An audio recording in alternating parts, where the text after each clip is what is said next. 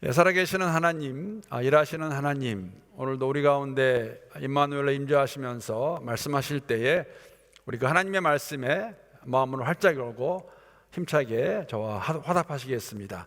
할렐루야. 여러분, 사랑의 반대는 미움이 아니라 무관심이란 그런 말이 있습니다. 그 사랑이라는 단어 사전적인 의미를 볼 때에는 아마 사랑의 반대말은 미움 또는 좀 더 심한 말을 사용하면 아마 증오라고 하는 것이 맞을 것입니다. 그러나 현실에서는 한때 사랑했던 사람을 이렇게 무시하거나 무관심으로 대하는 것이 더 이상 사랑하지 않는 것을 이렇게 표현하는 것이기 때문에 이런 말을 하지 않나 생각합니다. 상대를 더 이상 한때 사랑했던 사람을 사랑할 수 없어서 또는 사랑하는 것을 후회하면서 미워하고 증오하는 마음이 들 수밖에 없다면 차라리 상대방에 대해서 무관심하게 대하고 무시하는 것이 더 적절한 의미가 아닐까 해서 이런 말이 나왔지 않나 생각합니다. 사실 심리학자들은 이렇게도 말합니다. 미움과 증오는 자신의 마음을 갉아먹고 피폐하게 만들게 하지 않는 것이 좋다라고 그렇게 권면하는데, 사실 이 말씀, 이러한 것은 심리학자의 말을 빌리지 않더라도 우리 모두가 다 경험적으로 알고 있는 사랑의 반대는 아마 무관심일 것이다, 그런 말이 맞지 않나 생각합니다. 여러분, 그러면 제가 질문 하나 더 드리면 믿음의 반대말은 무엇일까요? 믿는다, 믿다.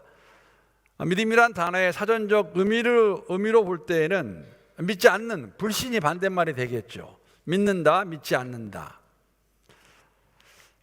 만약에 그렇다면 여러분, 이러한 불신의 마음, 믿음이 있다 고백하는 여러분과 저의 삶 속에서 무엇을 불신하게 된다, 믿지 않는다 했을 때는 어떻게 나타날까?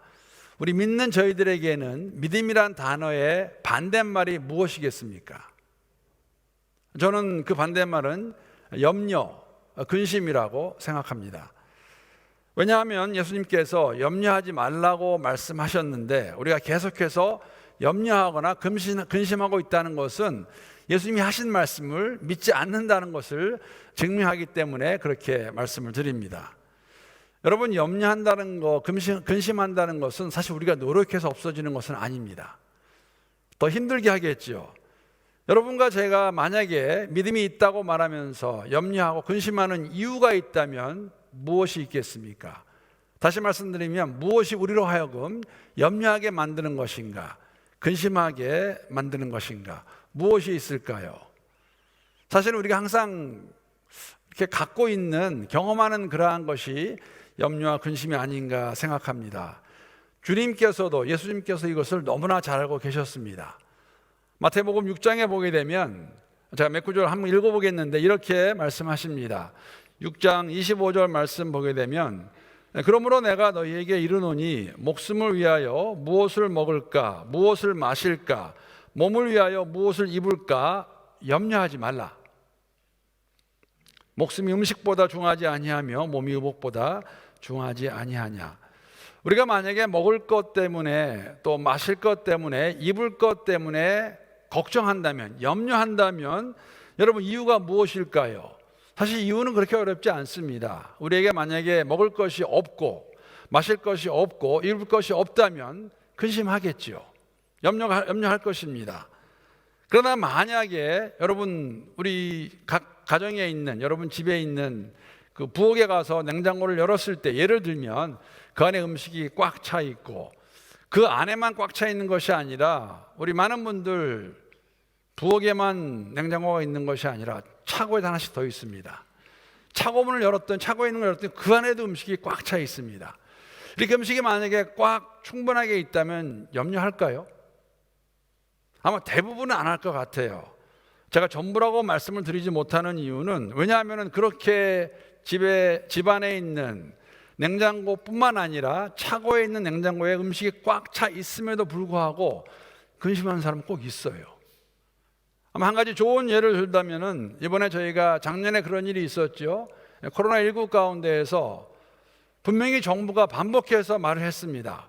걱정하지 않아도 된다. 마켓에는 충분한 음식이 있을 것이다. 그랬는데도 꼭 그런 사람이 있잖아요. 여러분도 그 중에 한 명인지 모르겠어요. 화장지 사재기 했던 사람들. 왜 그럴까? 사람의 마음이죠. 어딘가는 부족한 마음이 들어서 없다는 생각이 들어서 어쨌든지 간에 주님께서는 염려하는 사람들에게, 저희들에게 말씀하십니다. 그 염려가 도움을 줄 수 없다고 말씀하시죠. 6장 27절 말씀 보게 되면 이렇게 기록하고 있습니다. 너희 중에 누가 염려함으로 그 키를 한 자라도 더할 수 있겠느냐. 다시 말씀드리면 염려한다고, 걱정한다고 너의 생명을 조금이라도 늘릴 수 있겠느냐, 무엇이 도움을 주겠느냐. 그냥 쉽게 말하면 염려하는 거, 걱정하는 거 도움을 줄 수 없다고 예수님께서 그렇게 말씀하십니다. 그러면서 궁극적으로 주님께서 결론적으로 이렇게 말씀하시죠. 누가 마가복음 6장 31절에서 33절 말씀, 저희가 잘 알고 있는 내용인데, 자, 그러므로 염려하여 이르기를 무엇을 먹을까, 무엇을 마실까, 무엇을 입을까 하지 말라. 이는 다 이방인들이 구하는 것이라. 너희 하늘 아버지께서 이 모든 것이 너에게 있어야 할 줄을 아시느니라. 그런즉 너희는 먼저 그의 나라와 그의 의를 구하라. 그리하면 이 모든 것을 너희에게 더하시리라.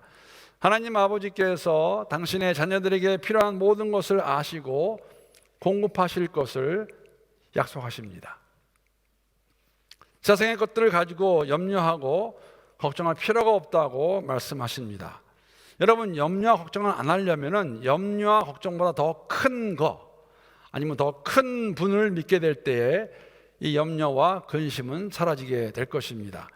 여러분, 더 큰 것, 우리가 가지고 있는 이 염려, 걱정보다 더 큰 것, 더 큰 분이 누구시겠습니까? 요한복음 14장 1절 말씀, 우리 이 구절은 함께 한 목소리로 읽어보겠습니다. 자, 시작. 너희는 마음에 근심하지 말라. 하나님을 믿으니 또 나를 믿으라. 예수를 믿으면 근심할 필요가 없고 근심하지 않을 수 있다고 저희들에게 말씀해 주고 있습니다. 다시 말씀드리면 우리의 삶 속에서 그것이 무엇이 되었든지 간에 우리를 염려하게 하고 걱정하는 게 있다면 그보다 더 크신 분, 예수님께서 이 모든 것을 다 책임져 주실 것을 말씀하시는 것이죠.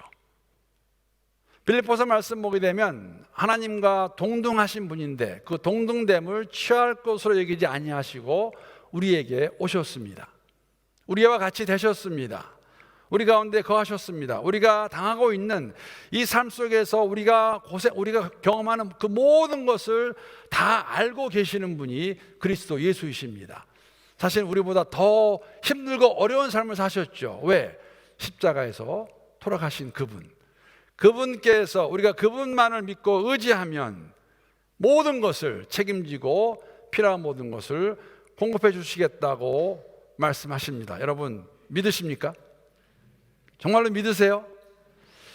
지난주에 저희가 매일 성경 가지고 지금 말씀을 함께 묵상하고 있는데 우리가 너무나 잘 알고 있는 출애굽의 사건 10가지 재앙에 대해서 함께 묵상해 보았습니다. 여러분, 이 10가지 재앙에 대한 내용을 묵상하면서 읽으시면서 여러분 모세의 삶을 통해서 발견한 것이 있다면 무엇이 있을까요? 저는 이 10가지 재앙을 보면서 이번에 새롭게 한 가지 본 것이 무엇이냐면 이러한 모세가 가질 수 있는 걱정, 염려를 오로지 주님께 맡기고 하나님께 맡기고 바로 앞에 담대히 나아가서 재앙을 선포하는 그 모습을 저는 볼 수 있었습니다. 여러분, 그 모습은 사실은 달라진 모습이라고 말할 수 있어요. 여러분 기억하세요. 하나님께서 모세를 부르셔가지고 말씀하시죠. 내가 너를 애굽에 보내겠다. 애굽에서 고통받고 있는, 신음하고 있는, 부르짖는 그들을 구하시겠다고 말씀하실 때 여러분 그 하나님과 모세의 대화 혹시 기억하십니까?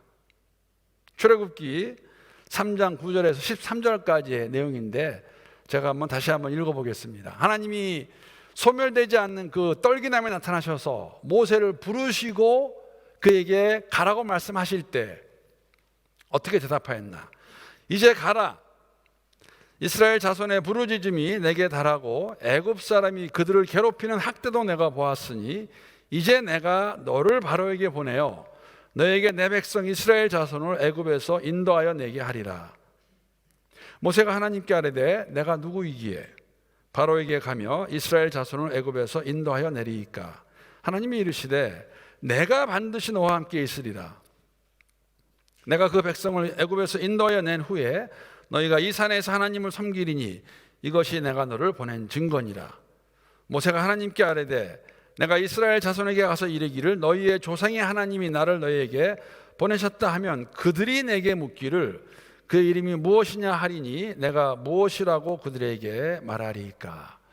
하나님이 말씀하시는데 모세가 사실은 여러 가지 핑계대는 시작 부분이죠. 한 가지 여러분 우리가 여기에서 볼 수 있는 것은 뭐냐면, 물론 모세가 하나님의 이름을 백성들이 물으면 무엇이라고 대답하겠습니까? 하리까 말하는 것은 사실 여러분 이건 우리가 경험적으로 알고 있는 거예요. 사실 이 질문은 이스라엘 백성들이 할 질문이 아닙니다. 물론 할 수도 있지만 모세가 가지고 있는 질문입니다. 그리고 이런 말 잘해요. 내가 하고 싶은 말을 좀 하기가 힘들면 항상 말하잖아요. 사람들이 그러는데, 누가 그러는데, 근데 자세히 들어보면은 그거 본인 질문이에요. 본인이 가지고 있는 겁니다. 모세가 똑같습니다. 가지 않기 위해서, 거기 가긴 가겠는데 만약에 가서 사람들이, 이스라엘 백성들이 그 하나님 이름이 무엇이냐 라고 물어보면 뭐라고 대답해야겠습니까? 모세가 하나님을 모르고 있었죠. 조상이 하나님 정도로 알고 있었는지 모르겠습니다. 한편으로는 이해도 됩니다. 그래서 나라는 사람이 도대체 어떤 사람이기에 내가 가서 이런 일을 할 수 있습니까? 사람들이 내 말을 들을런지, 어떻게 출애굽시킬런지, 그러한 가운데서 저는 모세에게도 근심과 염려가 있었다고 생각합니다. 할 수 없다고 말하는 것이죠. 나 갈 수 없습니다. 그런 모세가 변했습니다. 하나님 하신 일이죠. 어떻게 확인할 수 있습니까? 그 모세가, 가지 않겠다던 그 모세가 그 바로 앞에 나가서 담대하게 10가지 재앙을 선포합니다. 오늘 본문에서도 확인할 수 있죠. 1절 말씀 보게 되면 이렇게 기록하고 있습니다. 여호와께서 애굽 땅에서 모세와 아론에게 일러 말씀하시되, 하나님의 이름이 무엇이냐 묻던 그 모세에게 하나님 말씀하셨어요. 나는 곧 나다. I am who I am. 스스로 존재하는 자다. 그 답을 듣고 하나님의 능력을 믿고 그분을 의지해서 이제는 담대하게 바로에 나가는데, 여러분 기억해야 되는 것은 이 말은 모세의 말이 아닙니다. 하나님께서 일러서 말씀해 주었습니다. 바로에 가서 그대로 전하면 된다. 오늘 열 번째 재앙의 모습도 똑같습니다. 9가지 재앙을 선포한 그 모세, 다시 한번 바로에게 나가서 하나님이 해주신 말씀을 선포하죠. 반복되는 패턴이에요. 그런데 한 가지 흥미로운 것은 모세에게만 이런 모습이 있는 것이 아니라, 즉 하나님 말씀을 듣고 가서 전할 때에 바로의 응답도, 바로의 반응도 똑같아요. 그렇죠? 듣고 처음에는 안 듣다가 듣는 척 하다가 또 들어주면, 실만하면 마음 바꿔서 안 하겠다는 그러한 모습, 저희들이 10가지의 재앙의 모습을 통해서 확인할 수가 있습니다. 오늘 본문 말씀은 그 마지막 재앙, 6월절 사건, 장자의 죽음의 재앙입니다. 여기까지 오시느라 수고하셨습니다. 근데 여러분, 제가 여기서 한 가지, 저를 쳐다보시고요. 그래도 교회를 5년, 10년, 20년 다니셨으면 사실 10가지 재앙 정도는 제가 생각하기에는 알고 있는 게 좋을 것 같아요. 제가 그런 말씀 언제 드린 것 같은데, 우리가 한국에서 공부하신 분들 태종, 태세, 문단세 이건 참 잘해오면서 10가지 재앙도 모르는 거는 좀 그렇지 않습니까? 그래서 치팅하지 마시고 저를 쳐다보시고 10가지 재앙 저랑 한번 해보겠습니다. 그렇죠? 첫 번째 재앙은 다 잘 알아요. 너무나 나일강의 물이 어떻게 됩니까? 피로 변합니다. 두 번째 재앙도 어렵지 않아요. 그 두 번째 재앙은 그 나일강을 비롯해서 애굽에 있는 모든 강과 하천에서 어떤 일이 있습니까? 개구리가 떼로 물러 나옵니다. 개구리 떼가 나오죠. 근데 세 번째가 조금 헷갈려요. 세 번째가 뭐였더라? 아론이 지팡이를 들어서 땅에 티끌을 쳤더니 어떻게 됩니까? 그 티끌들이 이로 변합니다. 세 번째 재앙은 이 재앙입니다. 2까지 오면 네 번째는 쉬워요. 왜냐하면 네 번째는 파리 사건이기 때문에 온 애굽 땅에 파리가 들끓습니다. 얼마나 많았을까. 여러분, 근데 네 번째 장에 흥미로운 것은 무엇이냐면, 물론 저는 첫 번째, 두 번째, 세 번째 10장 다 일이 있었을 텐데, 그래도 기록된 말씀 보게 되면은 그 수많은 파리가 한 곳에만 없었어요. 어디입니까? 고센 땅에는 없었습니다. 고센 땅은 이스라엘 백성들이 살고 있던 땅입니다. 다섯 번째 장, 여기는 정말 헷갈리세요. 다섯 번째 장은 돌림병입니다. 전염병이죠. 여섯 번째가 악성 종양이 나서 이때부터는 사람들과 가축들에게 직접 영향이 오기 시작하죠. 그리고 일곱 번째 재앙은 일곱, 여덟, 아홉 번은 비교적 쉬워요. 왜냐하면 그 기억이 나실 거예요. 하늘에서 불이 섞인, 불을 동반한 우박이 떨어집니다. 그때 이때부터는 사람도 죽기 시작해요. 그러니까 이 재앙이 갈수록 강해집니다. 아홉 번째 재앙은, 여덟 번째 재앙은 우박으로 떨어졌음에도 불구하고 남은 이 모든 이러한 농산물을 메뚜기 떼가 나타나서 이것을 다 먹어버리고, 아홉 번째는 흑암의 재앙이고 앞을 볼 수 없는 그런 아주 캄캄한 그 재앙 다음에 마지막으로 오늘 이 장자의 죽음 재앙 저희들에게 보여주고 있습니다. 바로에게는 장자의 재앙을 선포하고 난 다음에 오늘 본문은 이스라엘 백성들에게는 이 재앙을 피할 방법을 모세가, 아론이 함께 이스라엘 백성들에게 말해줍니다. 여러분, 그런 생각 가지셨을 것 같아요.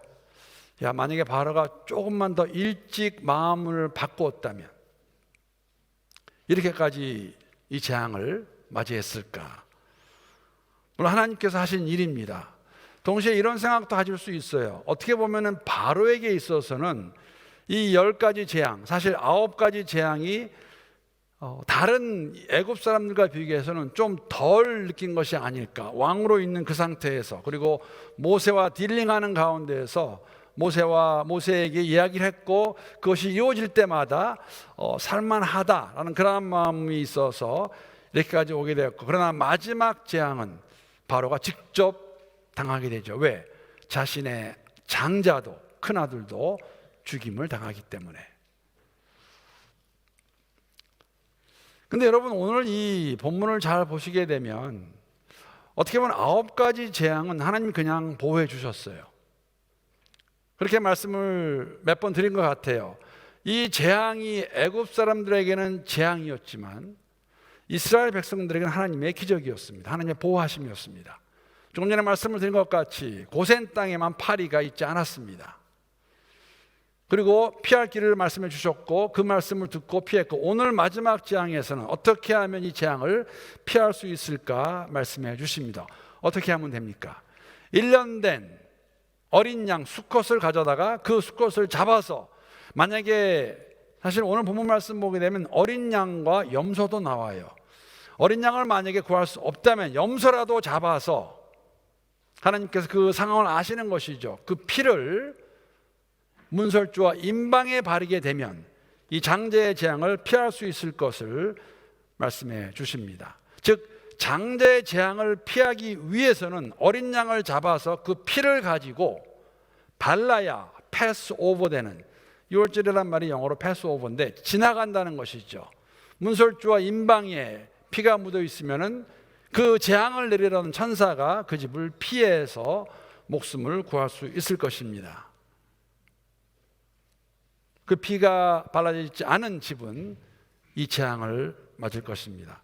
그리고 오늘 말씀에 있는 것 같이 이 재앙이 사실은 이스라엘 백성들에게는 새로운 출발의 서두입니다. 왜냐하면 이 날을 기억해서 그들의 첫날로 삼으라고 말씀하세요. 첫 달로 삼으라고 말씀하십니다. 물론 동시에 애굽 사람들에게는, 여러분, 바로의 아들의 죽음은 엄청난 의미를 가지고 있습니다. 지난주에 개구리 재앙을 말씀 나눌 때에도 이 개구리가 의미하는 것이 무엇이었나, 그들이 섬기던 신들 중에 하나입니다. 사실 애굽 사람들은 이 바로가, 애굽을 통치하는 왕이 자신들이 믿는 가장 큰 신의 현현한 그 사람이라고 생각했습니다. 그런데 그렇게 믿고 있던 바로의 아들이 죽는다는 것은 엄청난 일이죠. 자신들이 신으로 믿고 있는, 살아있는 신으로 믿고 있는 바로가 죽는 것이죠. 바로의 아들이 죽는다는 것, 무엇을 의미할까요?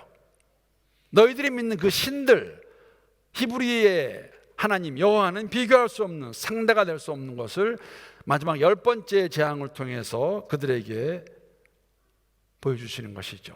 이것을 피할 수 있는 것, 어린 양을 잡아서 그 피를 발랐을 때에 그들이 피할 수 있음을 말씀해 주고 있고, 이 오늘 6월절의 사건은 오실 그리스도 예수가 어떠한 모습으로 오셔서 무슨 일을 하실 것임을 저희들에게 보여주는 본이기도 합니다. 이것을 먹을 때에도 굉장히 흥미롭습니다. 오늘 본문 말씀 보게 되면 그들이 문설주와 임방에 피를 바르고 난 다음에 피를 흘린 그 양의 고기는 불에 구워서 무교병과 누룩이 없는 빵과 쓴나물과 함께 먹으라고 명령하십니다. 그리고 먹을 때에도 서서 옷을 다 차려입고 허리에 띠를 띠고 지팡이를 잡고 당장이라도 떠날 수 있는 차비를 하고 먹으라고 말씀해주고 있습니다. 이 재앙이 왔을 때에 바로가 마음을 더 이상 그렇게 악한 마음 갖지 못하고, 아니면 하나님께서 마음을 치셨기 때문에 가라고 말했을 때 바로 떠날 수 있는 새로운 시작을 할 수 있는 것을 오늘 본문의 사건을 통해서, 6월절의 사건을 통해서 저희들에게 보여주고 있습니다. 새로운 출발입니다. 400여 년간 노예로 살던 그 이스라엘 백성들, 하나님께서 그들의 고통과 신음과 부르짖음을 들으시고 모세를 택하셔서 그를 보내셨고, 그를 통해서 더 이상 애굽 땅에 사는 것이 아니라, 노예로 사는 것이 아니라 광야로 나가서 가나안 땅을 향해 그들이 달려갈 것입니다. 여러분, 출애굽의 사건, 물론 노예로 살고 있던 그 삶으로부터 해방되는 것이 맞습니다. 그런데 그게 목적은 아니에요. 사실 해방이 되었을 때 그들이 무엇을 해야 되는가? 하나님을 예배하기 위해서 광야로 가겠다고 모세가 선포했습니다. 제사 지내기 위해서. 하나님을 제사한다는 것은, 하나님께 예배 드린다는 것은 하나님이 누구인가를 바로 알 때 이것이 가능하겠죠. 여러분, 하나님께서 이스라엘 백성을 택하신 목적, 이스라엘 백성들은 하나님 부를 때 아브라함의 하나님, 이삭의 하나님, 야곱의 하나님이라고 불렀습니다. 하나님께서 이스라엘 백성의 시작이 되는 아브라함을 택하신 목적이 무엇이었을까? 창세기 말씀에 있는 것 같이 그 백성을 통하여서 그들을 복을 주실 때에 모든 열방이 하나님을 알기 원하기 위해 택하신 목적. 그런데 이스라엘 백성들은 이것을 망각하죠. 택하심 받은 것이 맞습니다. 복 주시는 것이 맞습니다. 함께 하시는 것이 맞습니다. 가나안 땅으로 인도하실 것입니다. 그런데 그것이 다가 아니죠. 그렇게 하신 그 하나님을 나타내는 삶, 6월절의 사건은 말씀드린 대로 그리스도 예수께서 이 땅에 오셔서 우리에게 무엇을 허락해 주시는 것인가, 그 안에 우리가 얻을 것이 무엇인가를 보여주는 사건이 6월절의 사건입니다. 요한은 이렇게 기록하고 있습니다. 요한복음 1장 29절 말씀 보게 되면, 이튿날 요한이 예수께서 자기에게 나아오심을 보고 이르되 보라, 세상 죄를 지고 가는 하나님의 어린 양이로다. 요단강가로 세례받기에 오시는 예수님을 보면서 그 예수를 가리켜서 하나님의 어린 양이라고 그가 선포합니다. 우리의 죄를 대속하기 위해서 오신 그 어린 양이 그리스도 예수인 것이죠. 6월절의 그 재앙, 장자의 죽음의 재앙을 피하기 위해서 어린 양을 잡아서 피를 바른 것과 같이 예수 그리스도께서 우리를 대속하시기 위해서 이 땅에 오셔서 어린 양으로 십자가에서 피를 흘리심으로 말미암아 우리에게 새로운 삶, 새로운 출발할 수 있도록 복을 주신 것이죠. 그래서 고린도후서 5장 17절 말씀 보게 되면 이렇게 기록하고 있습니다. 그런즉 누구든지 그리스도 안에 있으면 새로운 피조물이라. 이전 것은 지나갔으니 보라, 새 것이 되었도다. 예수 안에서 어린 양으로 오신 그분의 보혈로 말미암아 우리가 새로운 피조물이 되었음을 선포하고 있습니다. 이제 여러분과 저는 6월절에 그 음식을 먹고 그 피로 말미암아 새로운 피조물이 되었기 때문에 애굽의 삶으로부터 벗어나야 되고 그러한 삶을 살지 말아야 합니다. 이러한 삶이 어떠한 삶일까? 사도 바울이 고린도 교회에 보내는 편지를 보게 되면 6월절에 그 사건을 기억하면서 고린도 교회 성도들에게 이렇게 권면하고 있습니다. 고린도 전서 5장 7절 말씀입니다. 너희는 누룩 없는 자인데 새 덩어리가 되기 위하여 묵은 누룩을 내버리라. 우리의 6월절 양 곧 그리스도께서 희생되셨느니라. 동일한 이미지입니다. 6월절의 그 사건, 어린 양의 피로 말미암아 그 재앙을 면했고 누룩 없는 그 떡을 들면서 준비되어서 떠났던 그로 말미암아 이제는 묵은 누룩이 옛 애굽의 삶이 노예로 살던 그 삶으로부터 벗어나서 새로운 피조물로서 그 묵은 누룩이 힘을 쓸 수 없는 그러한 삶을 살아야 됨을 저희들에게 말씀해 주고 있고, 이 모습이 신약에서는 예수 안에서 새로운 피조물로 되었음을 저희들에게 말씀해 주고 있습니다. 해방되었습니다.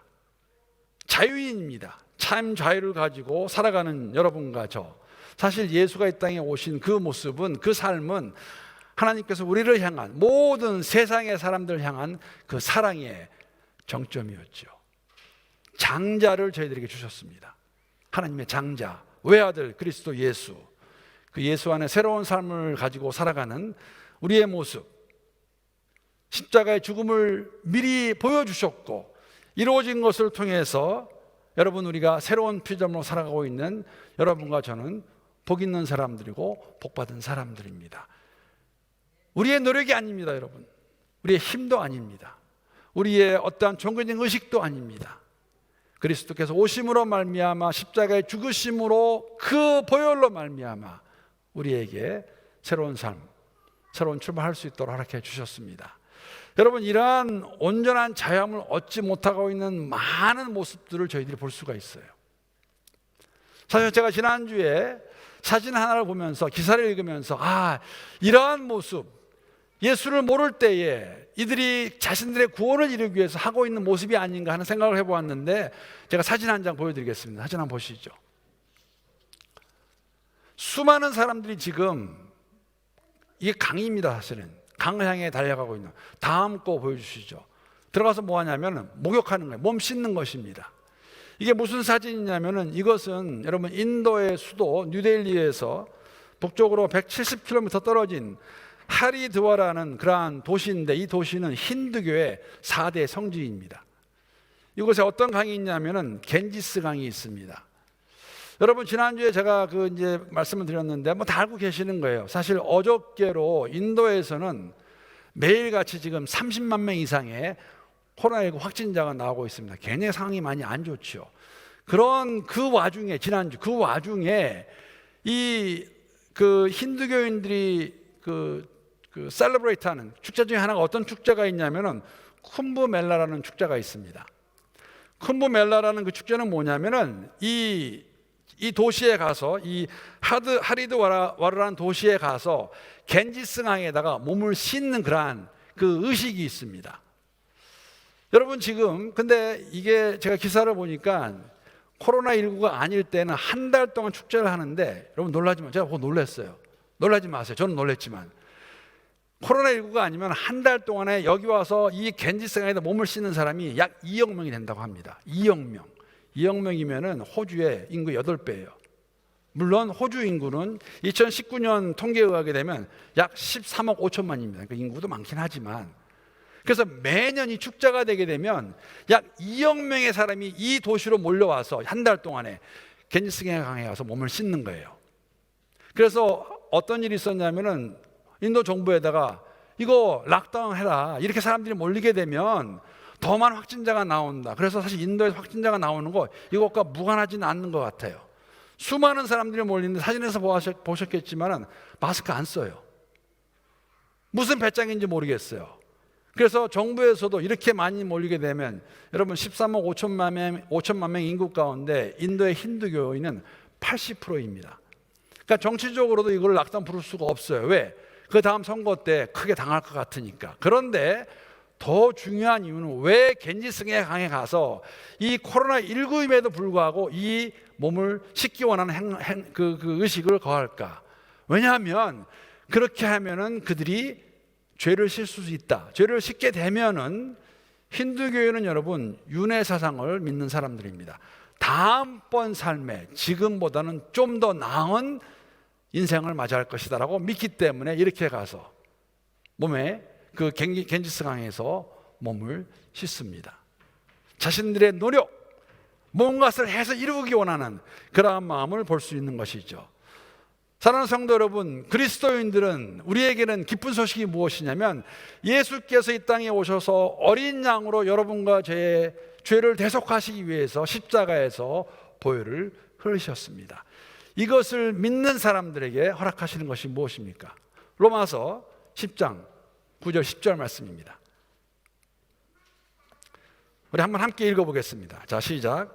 내가 만일 내 입으로 예수를 주로 시인하며 하나님께서 그를 죽은 자 가운데서 살리신 것을 내 마음에 믿으면 구원을 받으리라. 사람이 마음으로 믿어 의에 이르고 입으로 시인하여 구원에 이르느니라.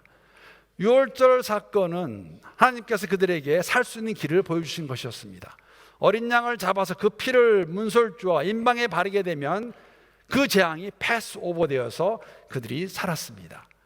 그리스도 예수 안에서 그 보혈을 믿으면 하나님께서 우리를 위해 예수를 보내주셨고 그가 우리를 위해 대속해서 돌아가셨고 다시 사신 것을 내 마음으로 믿고 입으로 시인하게 되면 의에 이르고 구원을 허락하시겠다고 저희들에게 말씀하셨습니다. 새로운 삶, 새로운 피조물, 이전과는 완전히 다른 삶을 저희들이 허락하신 것을 저희들에게 보여주고 있습니다. 그렇다면 저희들에게 마지막에 스스로에게 하는 질문은 무엇이냐면 우리는 과연 이전과 다른 삶을 살고 있는 것인가? 새로운 피조물의 삶을 살고 있는 것인가? 그 옛 묵은 누룩이 우리의 생각과 우리의 마음을 컨트롤하지 않는 것인가? 어떻게 사는 것이, 어떠한 삶의 자세로 사는 것이 새로운 출발을 한 저희들이 그리스도인으로 살아가는 것일까? 우리 안에 아직까지 잔재해 있는 그 묵은 누룩이 있다면 무엇이겠습니까? 우리가 새로운 삶을 살아가는데 방해를 하는 것이 있다면 무엇이겠습니까? 우리가 너무 애굽의 삶에 익숙해서 툭툭 튀어나오는 것들이 있다면 무엇이겠습니까? 하나님께서 우리 모두에게 은혜를 더해 주시기를 기도합니다. 6월절의 사건이 3,500년 전에 이스라엘 백성들이 그 백성들 참 운이 좋았네 라고 끝나는 사건이 아니라 2000년 전에 우리를 위해 돌아가신 그리스도의 보혈이 그때의 사건으로 끝나는 것이 아니라 여러분과 저를 새롭게 만드셔서 새로운 피조물로 걸어가게 하시는 그 어린 양의 피를 기억하는 가운데 더욱더 우리 공동체가 함께 거룩한 삶을 살아내는 우리 모두가 될 수 있기를 우리 주님의 이름으로 축복합니다.